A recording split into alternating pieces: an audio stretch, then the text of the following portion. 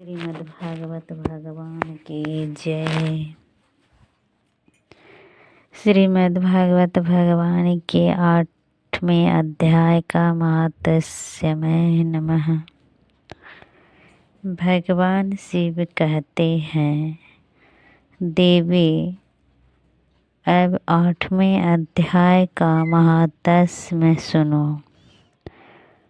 उसके सुनने से तुम्हें बड़ी प्रसन्नता होगी। लक्ष्मी जी के पूछने पर भगवान विष्णु ने उन्हें इस प्रकार 8वें अध्याय का महात्म्य बतलाया था। दक्षिण में आमदर्कपुर नामक एक प्रसिद्ध नगर है। वहाँ भाव शर्मा नामक एक ब्राह्मण रहता था, जिसने वेश्या को पत्नी बनाकर रखा था। वह मांस खाता, मंदिरा पीता, श्रेष्ठ पुरुषों का अध्ययन चुराता, पराये स्त्री से व्यभिचार करता और शिकार खेलने में दिलचस्पी रखता था। वह बड़े भयानक स्वभाव का था और मन में बड़े बड़े हौसले रखता था। एक दिन मंदिरा पीने वालों का समाज जुटा था।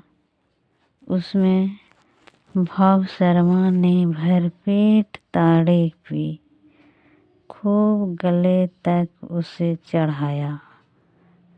अतः अजीर्ण से अत्यंत पीड़ित होकर वह पापात्मा कालवश मर गया और बहुत बड़ा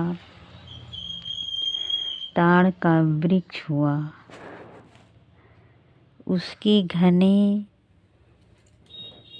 और ठंडी छाया का आश्रय लेकर ब्रह्म राक्षस भाव को प्राप्त हुए कोई पति पत्नी वहाँ रहा करते थे। उनके पूर्व जन्म की घटना इस प्रकार है। एक कुशीबल नामक ब्राह्मण था, जो वेदां के तत्वों का ज्ञाता, संपूर्ण शास्त्रों के अर्थ का विशेषज्ञ और सदाचारी था। उसकी स्त्री का नाम कुमति था। वह बड़े खोटे विचार की थी। वह ब्राह्मण विद्वान होने पर भी अत्यंत लोभवश अपनी स्त्री के साथ प्रतिदिन भैंस, कालपुरुष और घोड़े आदि बड़े दोनों को ग्रहण किया करता था। परंतु दूसरे ब्राह्मणों को दान में मिली हुई कौड़ी भी नहीं देता था। वे ही दोनों पति पत्नी कलवश मृत्यु को प्राप्त होकर ब्रह्म राक्षस हुए। वे भूख और प्यास से पीड़ित हो इस पृथ्वी पर घूमते हुए उसी ताड़ वृक्ष के पास आए और उसके मूल भाग में विश्राम करने लगे। उसके बाद पत्नी ने पति से पूछा, नाथ, हम लोगों का यह महान दुख कैसे दूर होगा तथा इस ब्रह्म राक्षस योनि से किस प्रकार हम दोनों की मुक्ति होगी। तब उस ब्राह्मण ने कहा, ब्रह्म विद्या के उपदेश, आध्यात्मिक तत्व के विचार और कर्म विधि के ज्ञान बिना किस प्रकार संकट से छुटकारा मिल सकता है। यह सुनकर पत्नी ने पूछा कि तद ब्रह्म किम ध्यात्मक किम कर्म पुरुषोत्तम। पुरुषोत्तम वह ब्रह्म क्या है, वह ब्रह्मा क्या है, आत्मा क्या है और कर्म कौन सा है। उसकी पत्नी के इतना कहते हैं जो आश्चर्य के घटना घटित हुई, उसको सुनो। उपयुक्त वाक्य गीता के 8वें अध्याय का आधा श्लोक था। उसके श्रवण से वह वृक्ष उस समय ताड़ के रूप को त्याग कर भवशर्मा नामक ब्राह्मण हो गया। तत्काल ज्ञान होने से विशुद्ध चित्त होकर वह पाप के चूले से मुक्त हो गया तथा उस आधे श्लोक के ही महात्म्य से वे पति पत्नी भी मुक्त हो गए। उनके मुख से वेदांत ही 8वें अध्याय का आधा श्लोक निकल पड़ा था।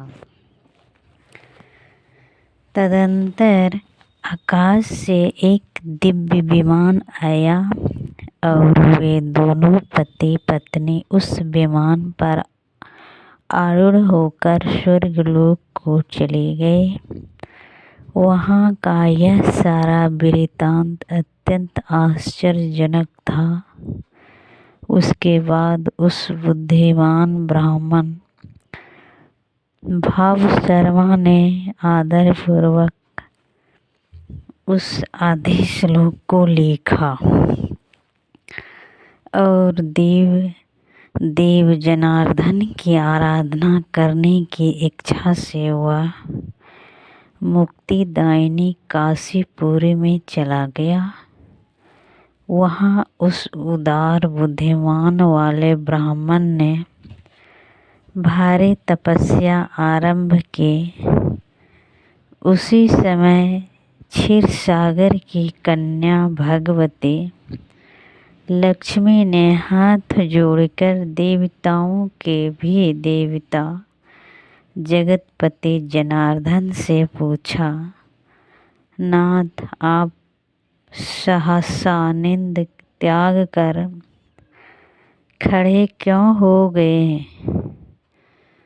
तो श्री भगवान बोले, देवी काशीपुरी में भागीरथी के तट पर बुद्धिमान ब्राह्मण भवशर्मा मेरे भक्ति रस से परिपूर्ण होकर अत्यंत कठोर तपस्या कर रहा है। वह अपनी इंद्रियों को वश में करके गीता के 8वें अध्याय के आधे श्लोक का जप करता है। मैं उसी का तपस्या से बहुत संतुष्ट हूँ। बहुत देर से उसकी तपस्या के अनुरूप फल का विचार कर रहा हूँ। फिर ये इस समय वह फल देने को मैं उत्निष्ठ हूँ। पार्वती जी ने पूछा, भगवान श्री हरि सदा प्रसन्न होने पर भी जिसके लिए चिंतन हो उठे थे उस भगवत भाव शर्मा ने कौन सा फल प्राप्त किया?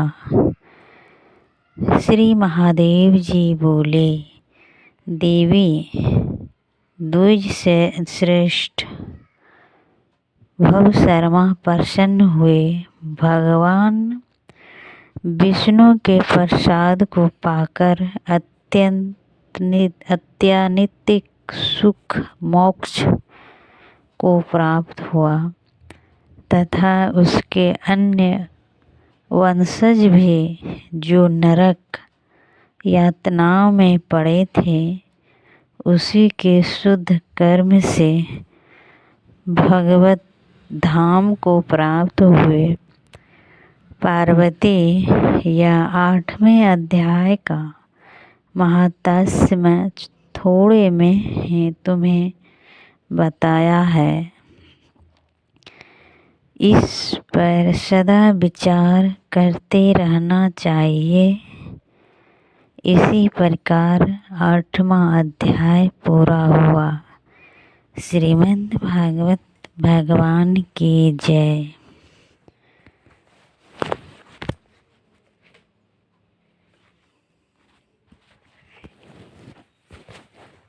श्रीमद् भागवत भगवान का